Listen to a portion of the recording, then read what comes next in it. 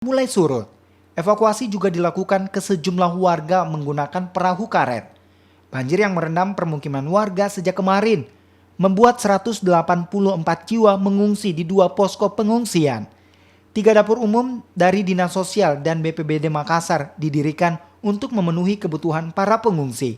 Lokasi ini menjadi salah satu titik banjir di Kota Makassar karena berada di daerah rendah. Banjir terjadi karena curah hujan yang tinggi 2 hari terakhir. Ini kan sudah bagian dari rutinitas kita BPBD. Jadi setiap ada informasi bencana memang sudah ada yang langsung ke posko induk, ada relawan-relawan kita, TRC kita yang memang langsung turun ke lapangan.